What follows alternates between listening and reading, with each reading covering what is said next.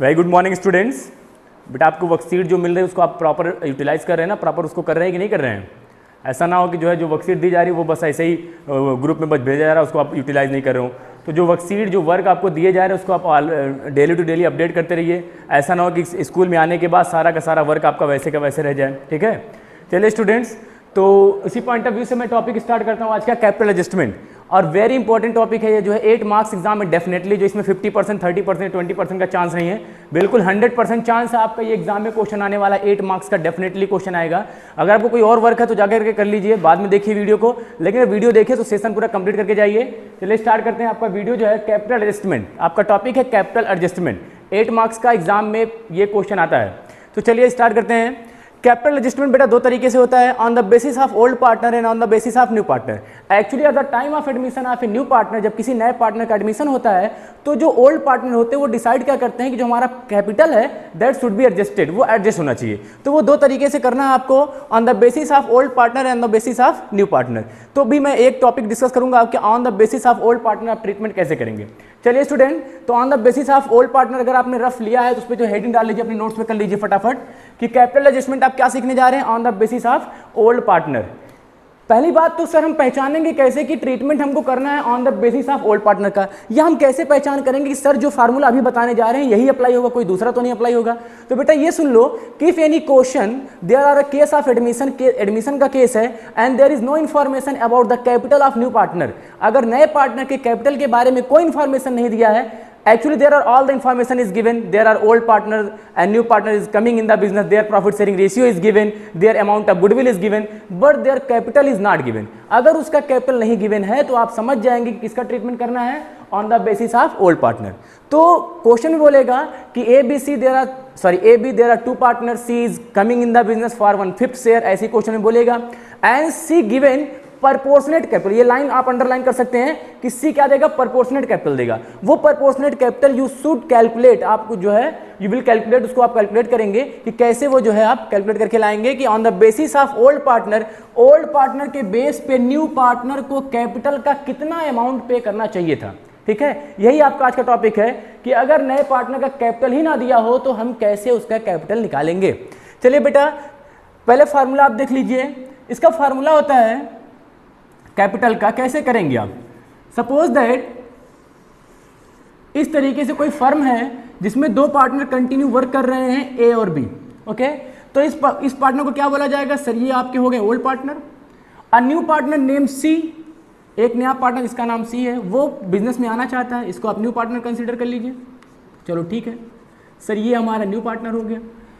अब when C is coming in the business, you will call for the amount of capital and as well as amount of the goodwill।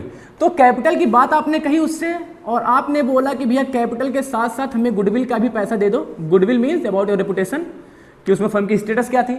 तो for the purpose of capital and goodwill C will pay everything, capital का भी पैसा देगा और goodwill का भी पैसा देगा। लेकिन बेटा गुडविल का पैसा, इसकी इंफॉर्मेशन है कि what amount will be paid by C for the goodwill, 20,000 30,000, it will be given in the question.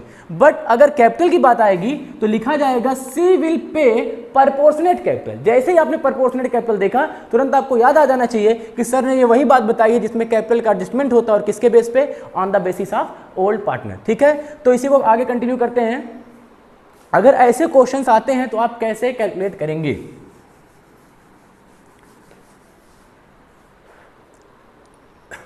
चलो फटाफट बताओ तो। सपोज दैट बेटा सी बिजनेस में आ रहा है 1/5 शेयर के लिए। कितने के लिए आ रहा है, 1/5 शेयर के लिए। अच्छा ये बताओ, अगर ये पूरा एरिया सी इसमें से कितना लेगा, 1/5, सी का कितना हो गया 1/5, तो ये जो बचा हुआ शेयर ये कितना हो जाएगा। आपको पुराना याद होगा कैसे करते हैं कि हम टोटल शेयर को क्या मानते हैं, टोटल शेयर विल बी 1। अगर आपने टोटल शेयर को 1 मान लिया और 1 में से सी को कितना देना है, सर सी को देना 1/5, 1 - 1/5 करेंगे तो कितना आ जाएगा, 4/5। मतलब after giving share to C the left share और द रेस्ट शेयर इज 4/5, बचा हुआ शेयर कितना हो जाएगा, 4/5। तो आप कह सकते हैं कि सर ये जो पूरा सर्कल है means total capital of the firm. ध्यान से सुनिए मेरी बात, total capital of the firm is capital of A B C, तीनों लोग का कैपिटल। और अगर इसमें से इतना पोर्शन 1/5 जो सिर्फ सी कंसीडर कर रहा है, सी जो है इसको कवर किया हुआ है, तो रेस्ट कितना होगा सर, बचा हुआ हो जाएगा 4/5। और आप बड़ी आसानी से कह सकते हैं कि सर जो 4/5 से होगा उसमें ए का भी कैपिटल होगा और बी का भी कैपिटल होगा। क्यों? क्योंकि सी का तो आपने अलग कर दिया, सेपरेट कर दिया है। तो 4/5 equal to A's capital and B's capital. ये बताओ, if the 4/a equal to A's capital plus B's capital, तो आप टोटल कर देंगे ए और बी का कैपिटल। तो आप करेंगे क्या कि 4/5 इक्वल टू इतना कैपिटल, तो टोटल कैपिटल इक्वल टू 5/4, जैसे आपको अभी मैं लास्ट वीडियो में हिडन गुडविल का ट्रीटमेंट करके बताया हूं। आप करेंगे क्या कि 4/5 इक्वल टू ए का कैपिटल प्लस बी का कैपिटल, ये टोटल एक अमाउंट आ जाएगा। सो total capital of the firm, पूरे फर्म का टोटल कैपिटल कितना हो जाएगा, ये जो जितना आपका है, सपोज दैट कि ए का कैपिटल था 1 लाख और बी का कैपिटल था 2 लाख, कितना हो गया 3 लाख। तो 4/5 इक्वल टू 3 लाख, तो टोटल इक्वल टू 5/4। ये क्लास 6, 7, 8 का जो बेसिक मैथ है कि अगर आपका 4/5 portion equal to A plus B का कैपिटल होता है तो आपका टोटल कैपिटल कितना हो जाएगा 5/4 हो जाएगा। ठीक है, या आप ये कह लीजिए कि सर टोटल कैपिटल यक्स है, देखो टोटल कैपिटल यक्स है, यक्स का 4/5 इक्वल टू 3 लाख, तो टोटल इक्वल टू जिसको आपने यक्स माना है कितना हो जाएगा 5/4 हो जाएगा। तो आप उसी तरीके से जैसे हिडन गुडविल का मैंने बताया था, सेम ट्रीटमेंट आपका यहाँ पे होगा for the purpose of calculating total capital of the firm. जब आप total capital of the firm निकाल लेंगे, सो total capital of the firm इतना, तो उसका शेयर कितना निकलेगा जो नया आ रहा है, उसका जितना भी शेयर रहेगा 1/5, 1/6, उसी के हिसाब से आप उसको प्रोपोर्शनेट कर देंगे, उसका कैपिटल आ जाएगा। ठीक है, तो कहीं ना कहीं हो सकता है कंसेप्ट उतनी बात आपको नहीं क्लियर हो रही हो, तो चलिए क्वेश्चन करके देखते हैं कि how will you deal for the adjustment of capital. तो क्वेश्चन नंबर आपके सामने बेटा 73 क्वेश्चन देखिए, ये जो किसी ओल्ड बुक या न्यू बुक के अकॉर्डिंग जो किसी में 74 है, किसी में 73 है, तो मेरे पास जो बुक उसमें 73A है। मैं क्वेश्चन रीड कर देता हूं। क्वेश्चन में है नेम एंड खेम, दो पार्टनर हैं Nem and Khem, sharing profit in the ratio 3:2 that is given, and balance sheet is also given, 3:2 admit Prem as a partner for 1/3 share. एक नया पार्टनर आ रहा है जिसका नाम क्या है प्रेम, वो कितने शेयर के लिए आ रहा है, वो आ रहा है आपका 1/3 शेयर के लिए। He had to contribute proportionate capital. अब बात समझ में आई ना, सर ने क्या बताया कि प्रपोर्शनेट कैपिटल की बात करेगा तो आप तुरंत जस्टिफाई कर लेंगे कि क्या करना है आपको, कैपिटल एडजस्टमेंट करना है on the basis of old partner. चलिए, तो balance sheet is given, balance sheet given है, liabilities and assets given. Information के according they agreed to admit Prem as a partner for the following terms. तो कुछ terms and condition follow करते हुए जो है प्रेम का एडमिशन होगा। First information about plant and machinery, second for the stock, third for the bad debt, and fourth for the accrued income, and fifth for the 20,000 he will pay, Prem will pay 20,000 for the purpose of goodwill. That will you consider, what will you consider premium for goodwill. तो चलिए फटाफट करते हैं। First of all, according to information you have to prepare revaluation account, और ये भी calculate करना है कि वो कितना लेकर के आएगा, कौन प्रेम कितना पैसा लेकर के आएगा, उसको आपको कैलकुलेट करना है। तो चलिए रिवैल्यूएशन की तरफ चलते हैं फटाफट। रिवैल्यूएशन के लिए first information, plant and machinery to be reduce by 10%। Plant and machinery आपकी कितनी हो जाएगी 10% से रिड्यूस कर जाएगी। और अगर आपको पता होना चाहिए कि रिवैल्यूएशन अकाउंट में अगर एसेट्स हमारा डिक्रीज करता है तो किस साइड रिकॉर्ड करते हैं, टू साइड। तो लिखेंगे टू प्लांट एंड मशीनरी, ये तो रटा है, कई बार बताया गया है, तीसरी बार बताया जा रहा है revaluation. To plant and machinery account 10% से रिड्यूस कर गया, what the value of plant and machinery, that was 80,000, and 80,000 का 10% 8,000। कोई इजी, बहुत इजी ये है कैलकुलेशन, कोई ऐसा तो है नहीं लेकिन जो है नहीं हो पाएगा, 8,000। इसके बाद है stock to be increase by 3,000, यहाँ पे डिक्रीज की बात नहीं बल्कि जो है इंक्रीज की बात कर रहा है। और आपको पता होना चाहिए कि जब आपका असेट्स इंक्रीज करेगा तो किस साइड रिकॉर्ड होगा, by side, by stock account 3,000। चलो फटाफट करते जाओ। इसके बाद है bad debt provision was to be created at 5%। You know provision for bad debt it is your liability, and if your liability will be increases it will be record debit side of the revaluation account. So जिसको कितने से create करना है 5% से। किस पे लगता है पीएफडी, ये तो 11 में बताया गया है। पीएफडी लगता है किस पे, बैड डेट पे, सॉरी डेटर पे। तो लगाइए डेटर पे, to provision for bad debt, to provision for bad debt, PFD to provision for bad debt कितना आ गया 5% of the debtor. Value of debtor is 60,000, 60,000 का 5% कितना 3,000। accrued income not appearing in the book. Accrued income, you know, that is assets, and assets, if there is any unrecorded assets, it will be record credit side of the revaluation account. So by accrued income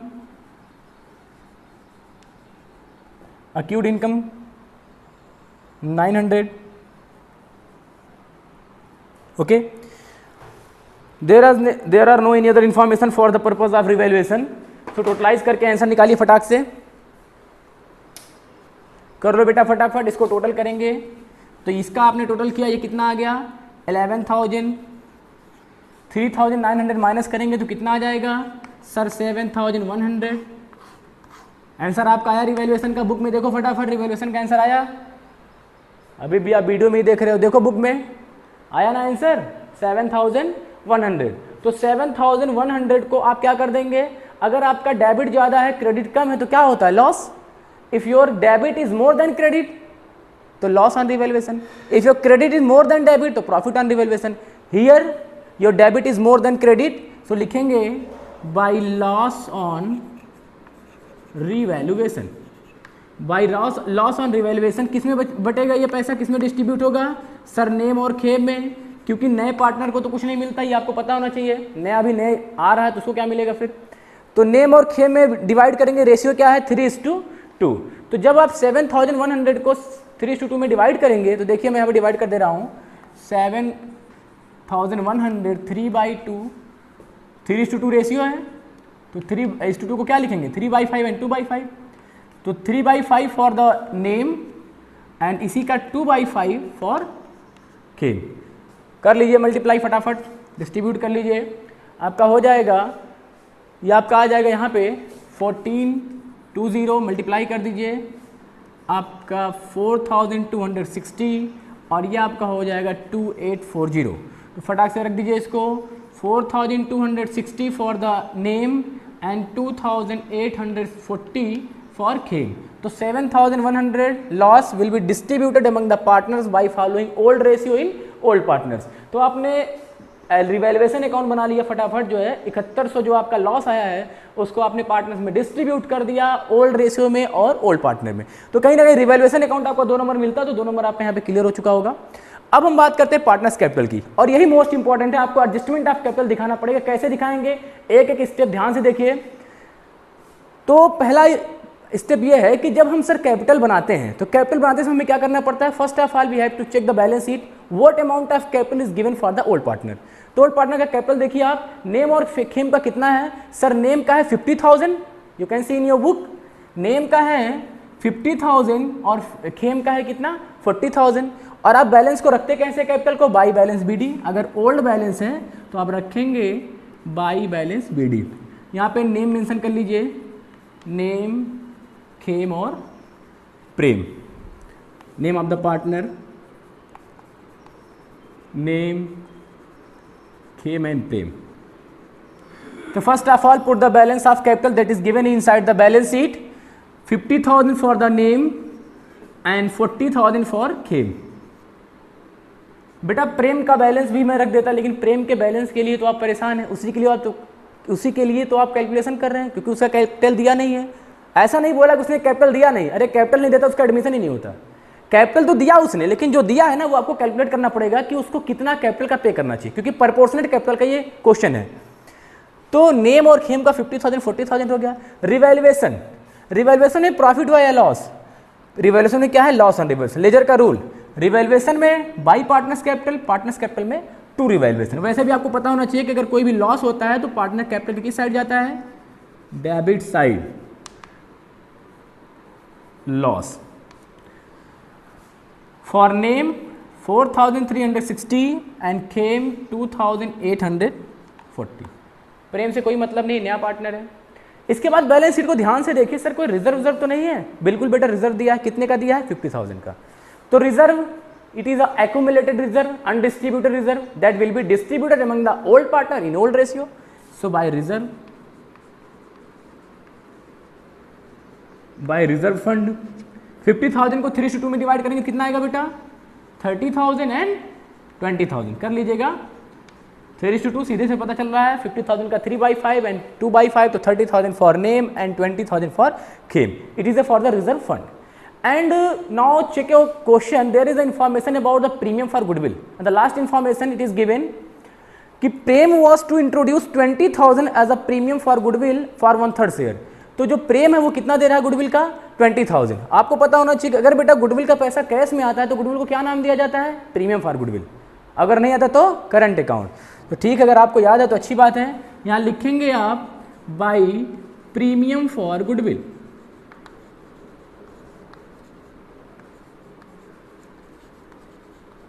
by premium for goodwill.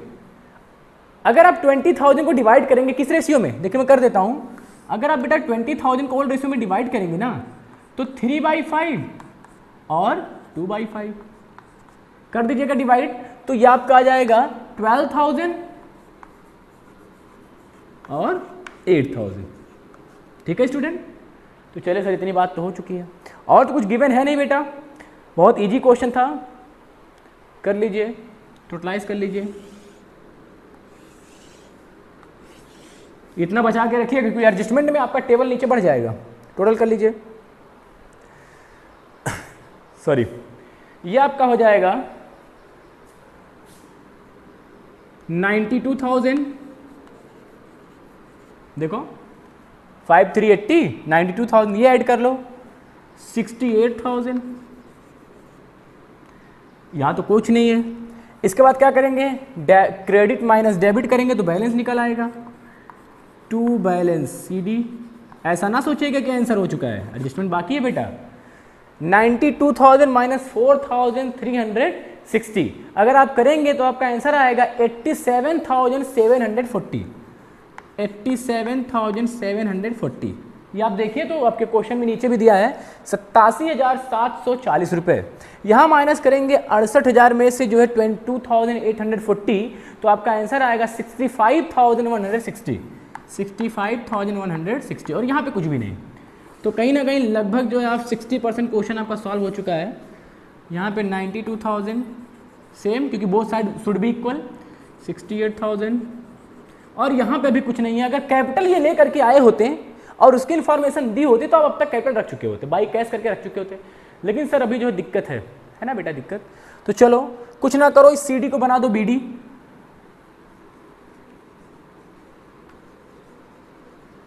By balance BD. Update कर दो 87,740 and 65,160. ठीक ठीक. पानी नहीं पीना हो तो P low, pause करके वीडियो, नहीं तो अब एडजस्टमेंट होने जा रहा है. प्लीज थोड़ा ध्यान से देखिएगा, बस 2 मिनट मुझे दीजिए, आपको मैं समझा दूंगा कि करना क्या है. अब आप लिखेंगे, देखो कैपिटल ऑफ फर्म.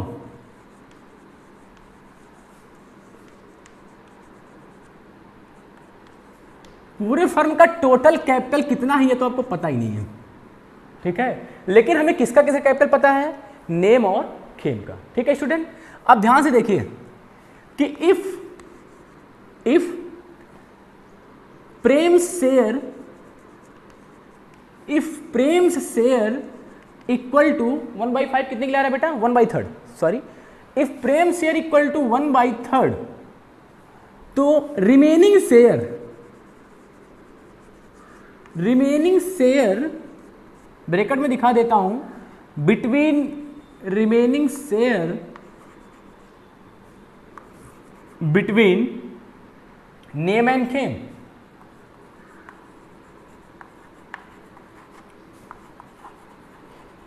कितना आ जाएगा बेटा, सर पूरा होता है 1. ठीक है, आप यहां लिख भी सकते हैं, let total share equal to 1. If Prem share equal to 1/3 तो remaining share between Nem and Khem, Nem और खेम के बीच में जो शेयर बचेगा वो हो जाएगा 1 - 1/3, क्योंकि आप पहले निकाल दीजिए इसको प्रेम को, तो कितना आएगा 2/3. इस बेटा 2/3 को भूलिएगा मत, यही मेन है. ठीक है. अच्छा बेटा, ये अगर मैं ग्राफिकल आपको समझा दूं कि सपोज कर लो इसमें 3 लोग हैं, ठीक है, इतना पोर्शन आपका सी का हो गया 1/3, ठीक है। इसी का कैपिटल आपको नहीं पता है, लेकिन बेटा यहां से लेकर के यहां तक का कैपिटल आपको पता है। कैसे पता चला? सर ये आपका प्रेम का है, यहाँ पे नेम और खेम चल रहे हैं, 2 लोग हैं, तो नेम और खेम का शेयर तो आपको पता है। इसका मतलब सर कि 1/3 अगर हम निकाल दें तो ये जो बचा हुआ है यहाँ से लेकर के यहाँ तक वो कितने के बराबर होगा? 2/3। 2/3 में कौन कौन है? नेम और खेम। बात समझ आई? तो 2/3 में नेम और खेम है, तो मतलब 2/3 के बराबर का जो कैपिटल है वो तो आपको पता है। अगर आप दोनों को जोड़ देंगे तो आपको पता चल जाएगा। तो चलिए इसी को आगे कंटिन्यू करते हैं। Sorry,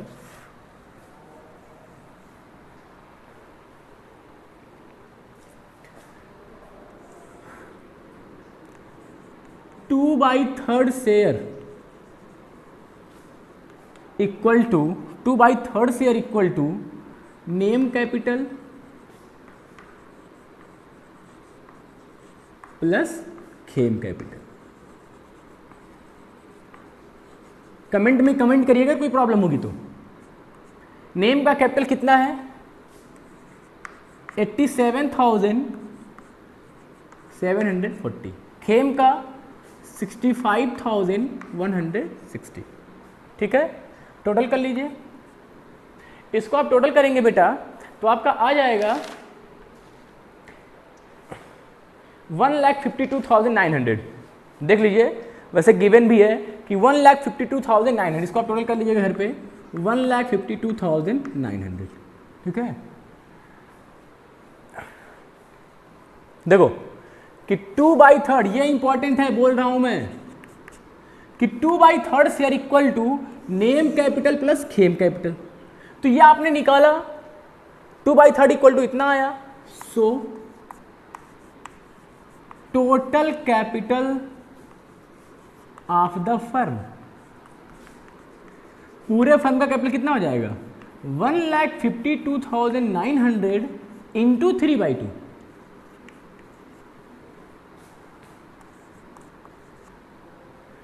two by third equal to 152,900।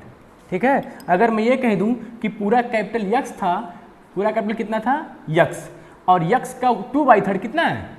1,52,900। तो एक्स इक्वल टू कितना हो जाएगा? मतलब टोटल कैपिटल कितना हो जाएगा?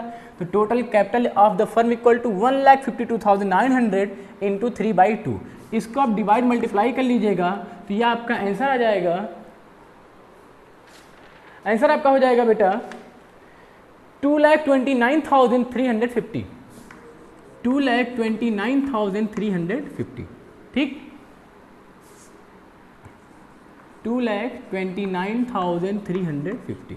तो टोटल कैपिटल कितना हो गया? 2,29,350। ओके, ये पार्टनर्स कैपिटल है, थोड़ा सा मैनेज कर लीजिए। 2,29,350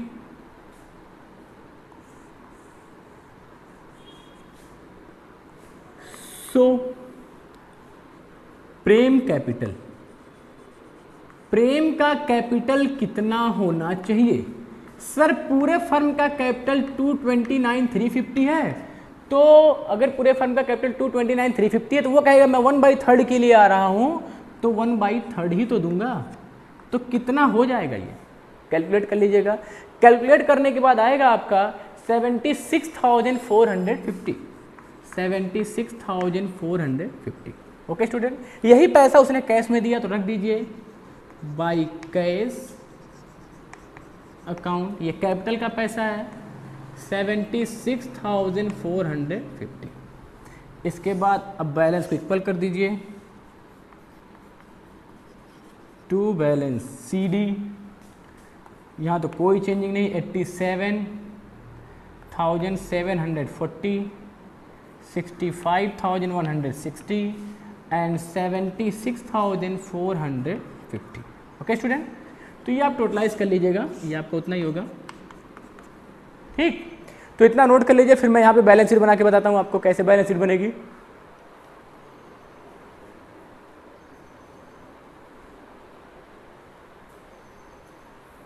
चलिए बेटा, हो चुका होगा, ये आपने नोट किया कि नहीं? चलिए हो चुका है तो फिर फटाफट इसको स्टार्ट करके मैं बनाता हूँ बैलेंस शीट। बैलेंस शीट भी आपकी मिलनी जरूरी है।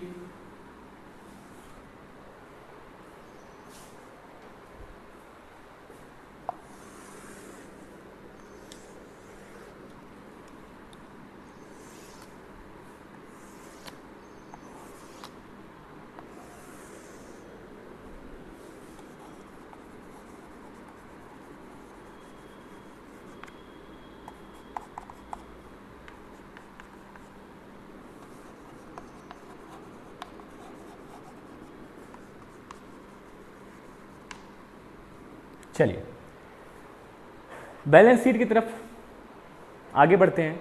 बिना पुरानी बैलेंस शीट के नई बैलेंस शीट आप नहीं बना पाएंगे, क्योंकि इन्फॉर्मेशन देखनी पड़ेगी आपको ना। तो देखो क्रेडिटर कितना है 40,000, अगर चेंजिंग होगी तो रखना, नहीं तो मत रखना। क्रेडिटर आपका 40,000 है, रख दो। रिजर्व फंड नहीं रखा जाएगा क्योंकि ऑलरेडी डिस्ट्रीब्यूट हो चुका है। क्रेडिटर के लिए नीचे कोई इन्फॉर्मेशन ही नहीं थी, इसलिए हमने पूरा वैल्यू रख दिया। इसके बाद है बेटा स्टॉक, सॉरी कैपिटल। अभी तक तो 2 पार्टनर से चल जा रहा था, लेकिन अब 3 पार्टनर, तो तीनों का कैपिटल। नेम, खेम, प्रेम, ये वाला, ये कैपिटल, ये है ना, ये इसके लिए परेशान है आप ना। ये कैपिटल 87,740, 65,160, 76,450। टोटल कर लीजिएगा। टोटल करने के बाद बेटा ये आपका आएगा 229,350, 2,29,350। इस साइड आ जाओ बेटा, cash at bank, cash at bank. पहले कितना था 5 था, पहले बहुत कम पैसा बचा था ना, लगभग पैसा खत्म हो चुका था। तो इसमें 20,000 रुपये आपके पास गुडविल का लेकर के आया नया पार्टनर, और कुछ पैसा कैपिटल का जो कि 76,450 है। ठीक है, एक भी पैसा निकाला नहीं गया है, तो ये पूरा कैश का बैलेंस ही आपका हो जाएगा 1,01,450। जोड़ लीजिएगा आप, ठीक है। इसके बाद फिर आगे बढ़ेंगे तो डेटर क्या है, डेटर कितने का है 60,000। इसमें प्रोविजन करना था, याद है बेटा, दिया था ना नीचे, less provision for bad dept, provision for doubtful डेप्ट या बैड डेप्ट। कितना था 5,000, शायद यही तो था 5,000 रुपये, है ना। प्रोविजन फॉर बैड डेप्ट, सॉरी ये आपको 5% करना था, तो 5% के हिसाब से आया था 3,000 रुपये। ठीक है स्टूडेंट, तो माइनस कर देंगे तो आपका 57,000 बाहर जाएगा, तो कोई टेंशन की बात नहीं, समझ में आ ही रहा होगा। इसके बाद है डेटर हो चुका है स्टॉक। स्टॉक में कोई चेंजिंग है? जी हाँ सर बिल्कुल है। स्टॉक आपका 3,000 से बढ़ गया था, तो पहले 35 था, 35 से 3,000 बढ़ गया, मतलब 38,000। Okay. And after plant and machinery, तो प्लांट एंड मशीनरी था कितने का बेटा? सर प्लांट एंड मशीनरी है हमारा 80,000 का, और ये 10% से डिक्रीज हुआ तो कितना बचेगा 72,000, क्योंकि पहले कितने का था 80,000 का, 80 में से 8,000 निकाल दिया आपने, तो ये आपका 78,000 हो गया। और तो कोई इन्फॉर्मेशन गिवन नहीं है। अब जो इन्फॉर्मेशन बाहर दिया था उसको ट्रीटमेंट देखो हो चुका, पहला हो चुका डन, दूसरा भी डन है, तीसरा भी हो चुका है, चौथा बचा है। अक्यूड इनकम जो होता है वो बेटा असेट्स होता है, उसको आप इस साइड लिखेंगे। अक्यूड इनकम कितना है 900 रुपये। ठीक, और कोई इन्फॉर्मेशन है नहीं जो छूट रहा हो। इसके बाद आप पूरी बैलेंस शीट को टोटल कर देंगे। बैलेंस शीट का टोटल देख लीजिए कितना आ जाएगा।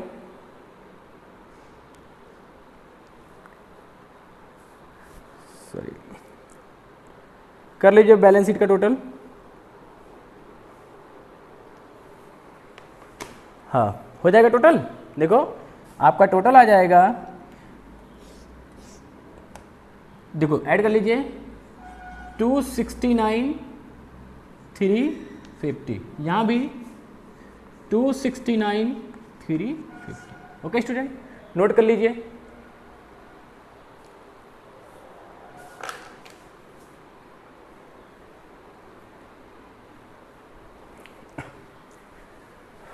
ओके स्टूडेंट्स, तो ऐसा नहीं कि टॉपिक खत्म हो चुका है, टॉपिक आपका खत्म हुआ है, लेकिन इसका जो बी पार्ट, जिसका दूसरा भाई on the basis of new partner, that will be consider in the next video.